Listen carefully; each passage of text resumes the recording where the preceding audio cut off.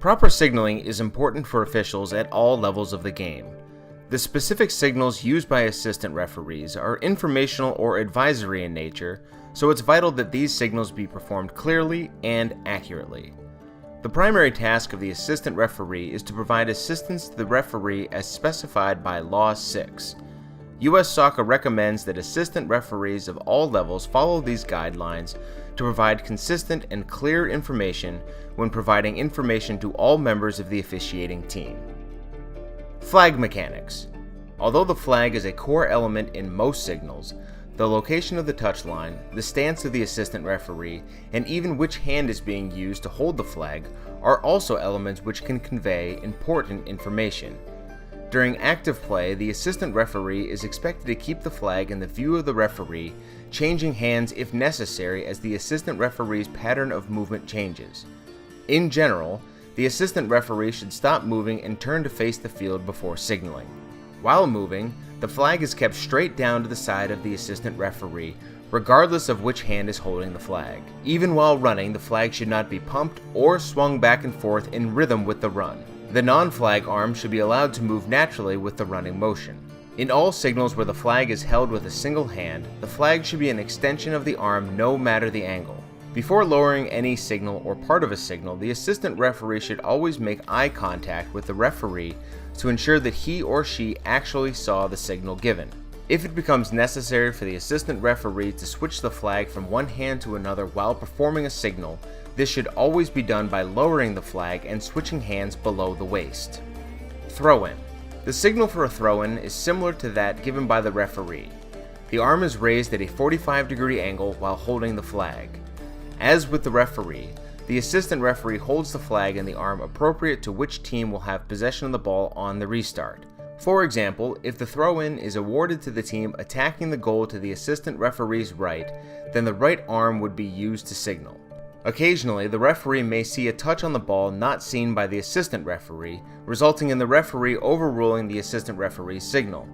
In such a case, the assistant referee must drop the flag, change hands, and then redo the signal to be consistent with the decision given by the referee. The assistant referee lowers the flag as soon as it is clear that the referee has seen and accepts the signal. If the throw-in signal was given with the right hand, at this point the flag is shifted back to the left hand. Goal kick. While facing the field, the assistant referee uses the right hand to hold the flag straight outward towards the center of the field.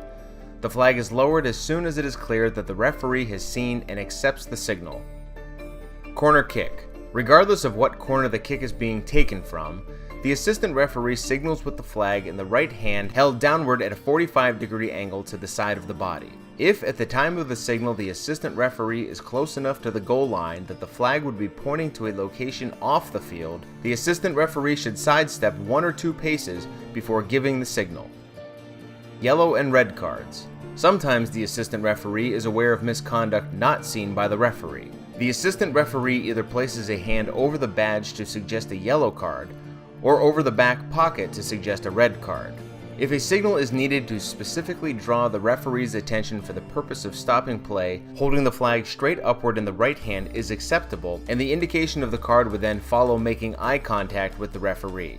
If the assistant referee has information which the referee would need in order to complete the carding process accurately, it is acceptable, once eye contact is achieved, to briefly use a hand motion to request a meeting, at which time the assistant referee would briefly and confidentially provide basic information as to which player should be shown which color card for what offense. Goal. The assistant referee indicates that a goal has been legally scored by stopping and making eye contact with the referee. Once eye contact is made, the assistant referee begins to move up the field towards the halfway line. If the goal should not be counted because the scorer had committed an offside violation, the assistant referee should stop and proceed to give the standard signal for an offside offense. If the goal should not be counted because an attacker committed a foul or misconduct which played a role in the scoring of the goal, the assistant referee should hold their position and make eye contact with the referee with the flag held straight down on the left side. Ball back in play. A ball may occasionally leave the field and then come back into play. In this case, the assistant referee signals by holding the flag straight upward and then, after making eye contact with the referee, signals for the correct restart based on how and where the ball left the field. Offside. When play should be stopped for an offside violation, the assistant referee indicates this information to the referee by initially raising the flag straight upward in the right hand. This signal is maintained until one of two things happen. First, and most commonly, eye contact is made with the referee who stops play. The assistant referee then points the flag across the field in one of three positions: raised at a 45-degree angle if the offense occurred in the far side of the field, straight out if the offense occurred in the middle of the field, or downward at a 45-degree angle if the offense occurred in the near third of the field. After the second part of the signal has been given, and if both the offense and the restart location are clear, the signal sequence is ended and the flag is lowered and transferred back to the left hand. Depending on the pre-game discussion, the referee may have requested that the final step of the signal be held longer in cases where the restart location is unclear or disputed, so that the assistant referee's position on the touch line can serve as a marker for where the ball is to be placed. Penalty kick. When a penalty kick has been awarded, the assistant referee moves to the intersection of the penalty area line and the goal line to provide assistance to the referee on whether the goal has been scored or whether the goalkeeper engaged in illegal movement that contributed to the goalkeeper preventing a goal. No specific signal is used by the assistant referee for any penalty kick outcome other than the goalkeeper moving illegally. In this case, the assistant referee signals by displaying the flag between the hands and below the waist. After the taking of the penalty kick, the assistant referee then takes up the specified position if play continues, if there is a goal kick or corner kick, or if a goal is scored. Foul. Two separate but similar sequences are involved when the assistant referee has seen and intends to signal for a foul which occurred out of the referee's field of view.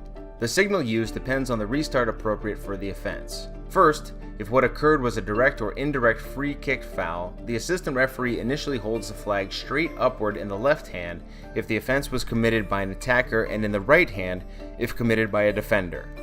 This signal is maintained until eye contact is made with the referee.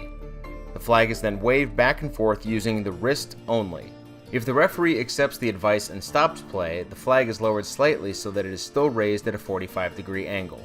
Second, if what occurred should result in a penalty kick, the sequence begins the same way as just described, continuing through the waving of the flag. If the referee stops play as advised, in this case the assistant referee drops the flag and holds it suspended between both hands below the waist. Once it is clear that the referee intends to accept this recommendation by ordering a penalty kick, the flag is lowered and the assistant referee indicates confirmation of the referee's actions by walking down the touchline to take the correct position for the penalty kick.